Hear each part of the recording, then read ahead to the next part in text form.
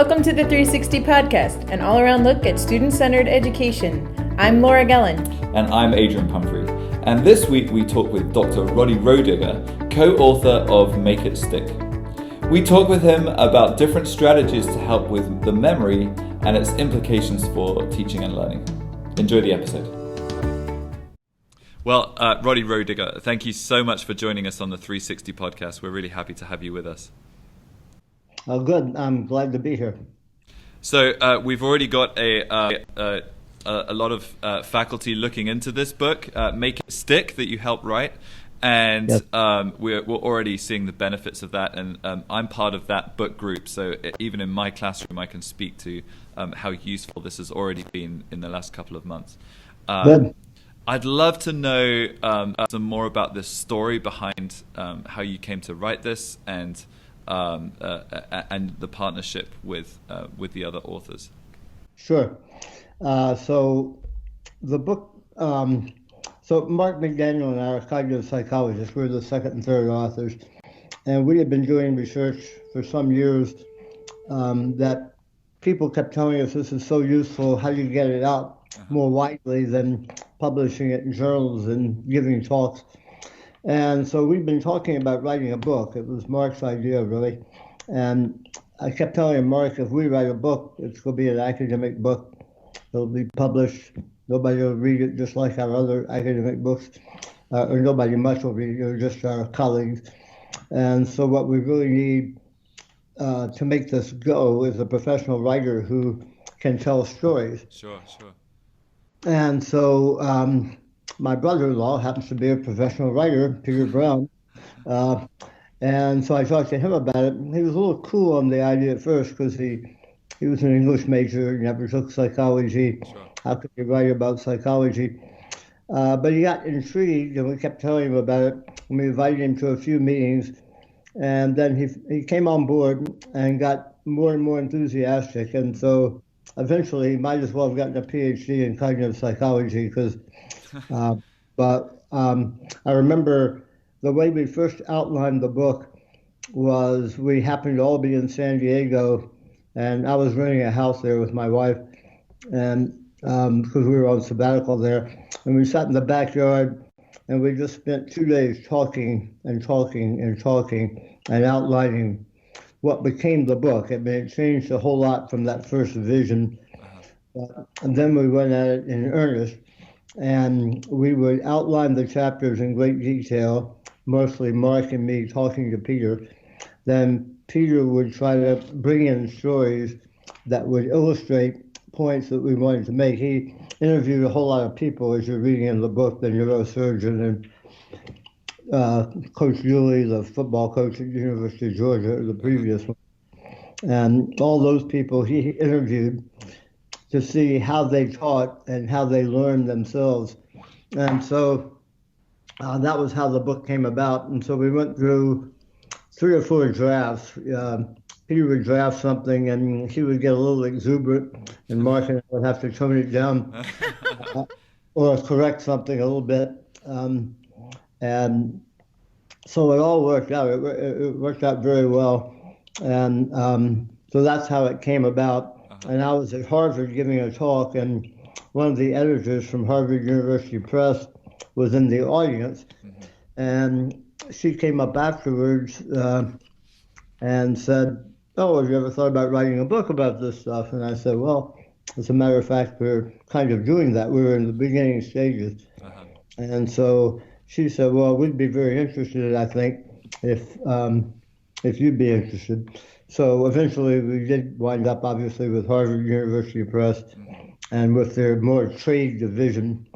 They don't use, most of the books they publish are academic tomes. Sure, yeah.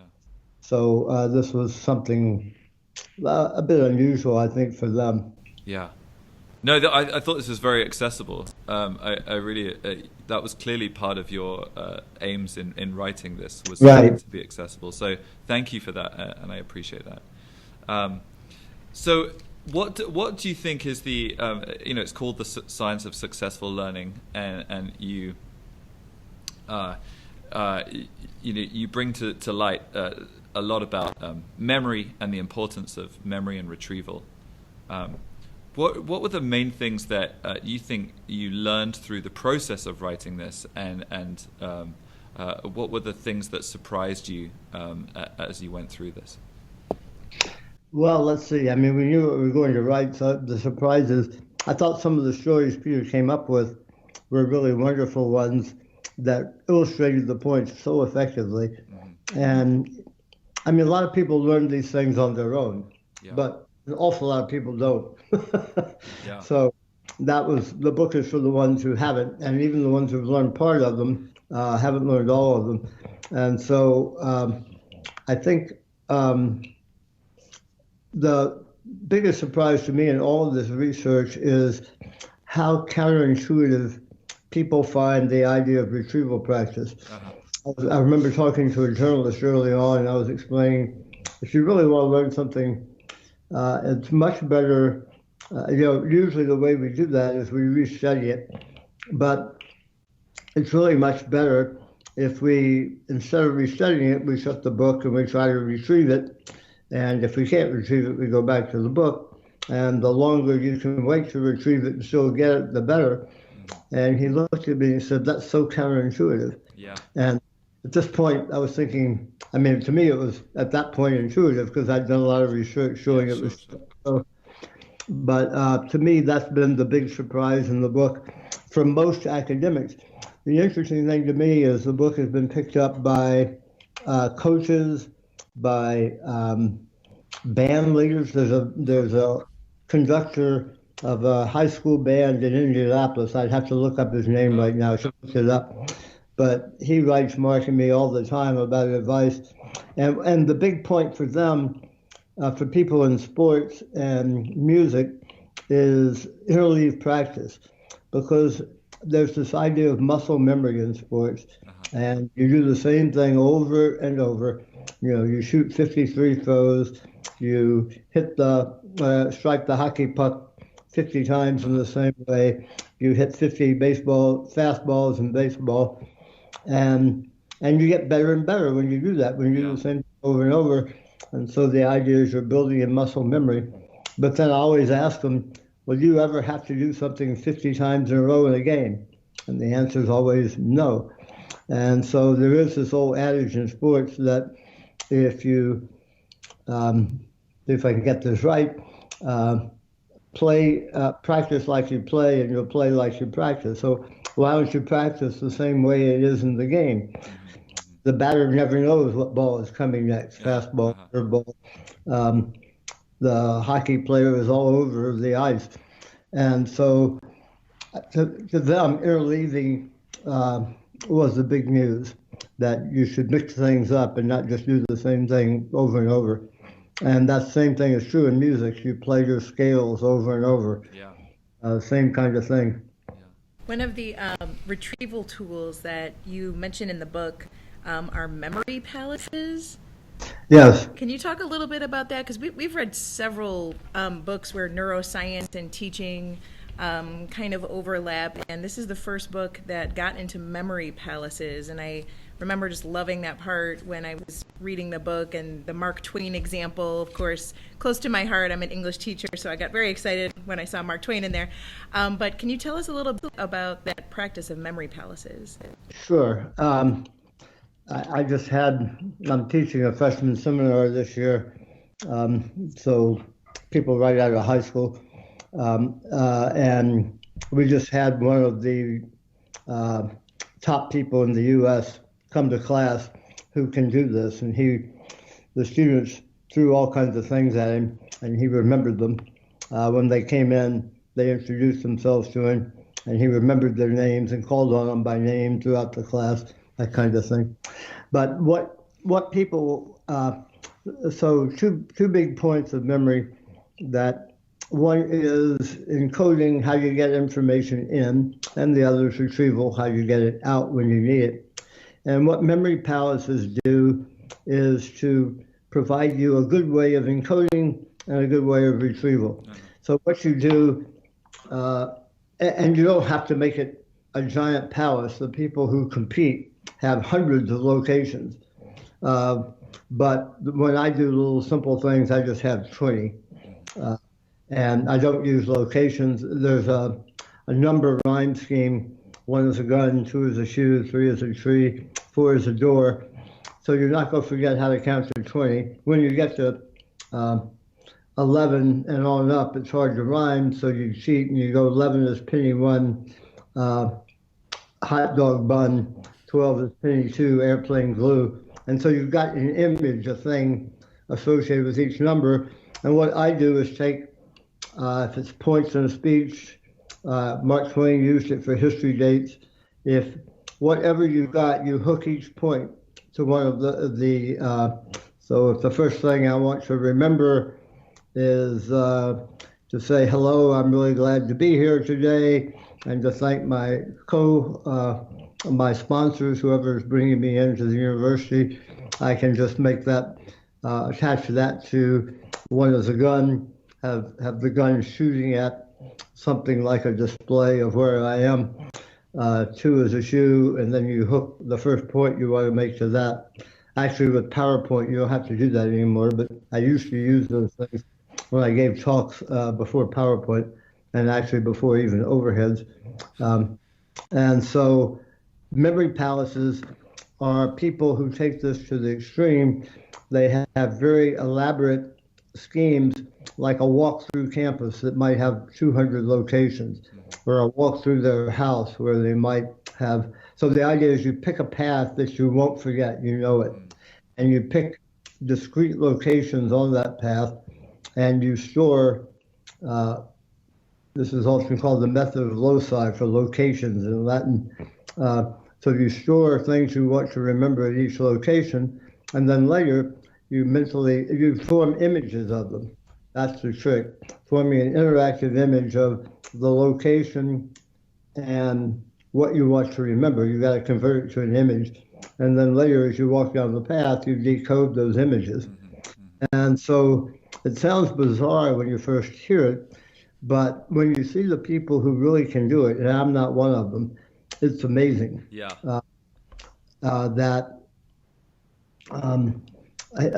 Brad Zupp, the memory expert I just had in class, he just asked the students to bring out 20 numbers, just go down the row, each person produce a digit, and then he repeated them back to them. And then he told them how he did it. And once he told them how he did it, then they all tried it, and the students could do it too. They could shout.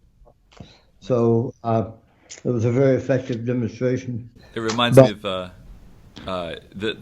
this TED talk by a guy that can do amazing mental mathematics in his head. He calls it math magics. And at the end of that video, you see him square a 5-digit number, and he verbalizes his thought process, and part of that thought process is attaching the sub-calculations to a word or a concept. And you'll actually hear him say words like cookie and fishing, and you'll hear him say these things, and it's kind of like this mnemonic device, but it's extremely powerful. My question to follow up on that is just thinking about, I know you've already given one example in the classroom, but in terms of, if I'm not a performing magician, if I'm just a 6th grade student wanting to use these techniques, like how can I bring this to the level of a 6th grade student? 6th grade, I've kind of forgotten what's in 6th grade. Proportion. The start of algebra. The one person I know who's done this very well in the classroom is another memory expert who happens to be a high school teacher. Okay. He'd be a very good person to interview, really. James Patterson. We mentioned him in the book. He's in England, and he teaches high school, but he teaches psychology. And so what he does is check his students out and go to locations near where he teaches. There's actually a Starbucks. We're infiltrating the whole world with Starbucks and McDonald's. And so he used that example. It might be in the book. I can't remember which one of his examples is in the book. But if you have something like he was talking about treatments for eating disorders, and you might have causes of eating disorders, and you would kind of hook those to, say, around the cashier at the Starbucks, and then you might have treatments for eating disorders, and you would hook those to some other salient place in Starbucks, and then he would repeat this over and over, going to different places, and then the students in his class said they have 30 essays on psychology they'll be tested with at the end of the year. And so he would go over those 30 topics. And they said it was so easy for them to write essays because they could just do their mental walk through Starbucks or wherever they were and look up and see what, the answers were and to compose a coherent essay. So the memory load on writing these essays was pretty simple for them, and they mainly worried about crafting their writing. And he said many of his students went on to get first, the highest marks, and that determines where they get into university to study psychology. Yeah, I love that idea. So it can be done. That's not a sixth grade example, but it's a high school example in a particular subject. But I think with some creativity, it can be done. Absolutely. Yeah, it seems that a lot of it has to do with using visual cues. Yes, making it, mental imagery is a key to memory. yes, and also maybe some novelty and experience. I think going up, to a different location other than the classroom, Yes. and then making it this experience with your students to sort of connect the personal as well as the visual cue, but to connect it to the classroom material as a way Yes. to be able to kind of think about part to whole type thinking, Yeah. to be able to retrieve that. Yeah. If you want to read a really interesting book on this, it was on the New York Times bestseller list maybe 5 years ago. It's called Moonwalking with Einstein with Joshua Foer, Foer.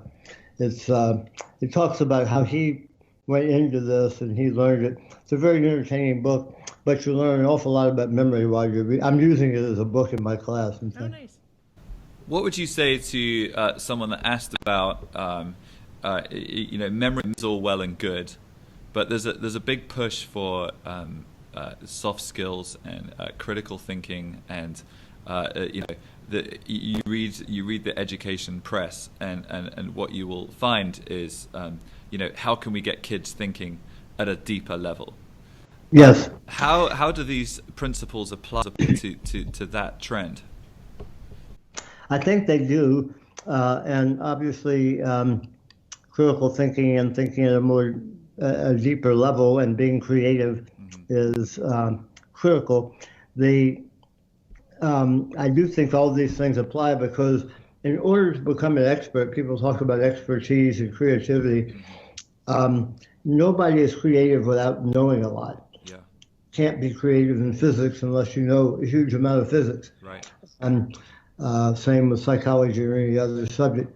And so I think having a deep knowledge base and being able, what retrieval practice does is let you keep things at your facts, principles at your mental fingertips so you can bring them out easily.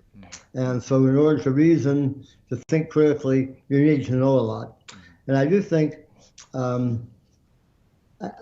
courses, certain courses, now I'm going to have to switch to the undergraduate curriculum, which I know best, but courses like statistics teach critical thinking. Courses like research, design, and methods, I'll describe an experiment to the class that sounds perfectly good, and I'll say, what's wrong with it? And they'll have to try to tear it apart because they know I think something's wrong. Sometimes there really is something, and sometimes I don't think there's anything. But this gives them the chance to try to apply their critical thinking skills. And I ask them, okay, here's a piece of research we read. How could they have done it better? And let the students go at that.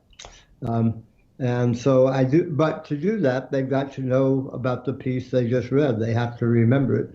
And so I think knowing a lot, remembering a lot is the foundation before you can talk about creativity and critical thinking and so forth. You just simply have to know the facts to think creatively about them. When is the best time to give feedback? I know you talk a little bit about that in the book. Is Yeah. it during the process, after the process? When would it be most useful for a student who's learning things for the first time? When would be the most useful time to give feedback?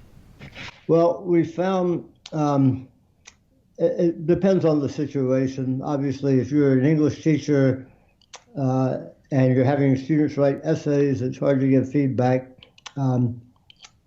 immediately. You just have a lot of essays to read. And simpler things like learning foreign language vocabulary, that's the kind of thing we study because it's so straightforward. We found the best time we use Swahili a lot because students don't know it coming in. If we use Spanish, well, some of them know it. So mashua means boat in Swahili. So if I ask you, what does mashua mean, and you don't get it, what we found is instead of giving feedback immediately, it's better to wait a little while and let them puzzle over it and then give the feedback, and that seems to help more. So having a little time between the learning and the feedback seems to be better than bam, just immediate feedback where you move on. And the more, speaking of kind of critical thinking, the more you can get students to try to puzzle out an idea, the better you are.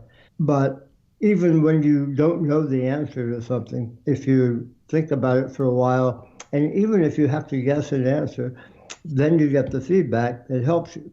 And that really surprised me because I would have thought, well, guessing an answer, let's go produce interference. But it doesn't seem to produce much interference, actually, maybe not at all. And so studies, not of my own, but of other people, have shown that even when you give people really difficult questions and you just make them think about it a while, even if they don't know the answer, it helps them when you give them the answer. Makes more of an impression, if you will. So delaying the feedback when it comes to something like retrieval would be the best way to go. What about when it's something more procedural? So if it's about performing a process, would it be best to give feedback in a delayed way and kind of let them do some trial and error? Yes. Usually when you're using a procedure, you know immediately. If I'm serving a tennis ball, I know immediately if it was good or bad. If I swing at a baseball and miss it, I know immediately what happened. So your feedback is often immediate in those kinds of skills. More complex ones, you can ask, well, how do students learn to, or kids learn to tie their shoes? That's actually a complex procedural skill. And with Velcro, I sometimes thought my kids would never learn to tie shoes. But, it's a complex procedural skill, and you just have to do it over and over and look at your errors and then get guidance from, in this case, your parents on how to do it. Tying a necktie, same kind of idea. I remember having lessons from my father in tying neckties. And if I tied it and it screwed all up, I knew I'd made a mistake. So usually feedback is pretty immediate. But again, what people have shown in the motor skills area is that delaying feedback is sometimes good in kinds of things where you can't know. That often you'll be told to, in simple experiments, you'll have a disc on a rod, you'll be told to move it exactly 3 feet. And you have to imagine what 3 feet is. And then if you delay the feedback a bit, that helps you more than getting immediate feedback, even on a simple task like that. That reminds me of some interactions I have with students where they perhaps have been used to getting immediate feedback all the time. Yeah. And they actually get quite frustrated at me when I sometimes won't give them immediate feedback. I'll try and get them to, answer their own questions and, really to stop and think about it before, Right. In the classic, I'm a mathematician, so the classic is like, is this right? Yeah. Well, how can you tell if it's right or not? Are there checks, are there estimations that you can do to see if you're in the ballpark? So that idea of sometimes delaying that feedback is important. I feel. Well, unfortunately, we've come to the end of our time together, but I really want to thank you for writing this book and for helping us on the ground, as it were. Like I say, we've already appreciated the things that come out of this book, and very much looking forward to exploring it further over the next few months. Okay, great. Well, good talking to you. Yeah, you too. Thank you so much. Thank you. That was Dr. Roddy Roediger, co-author of Make It Stick. We hope you enjoyed the episode. Do join us again. See you next time.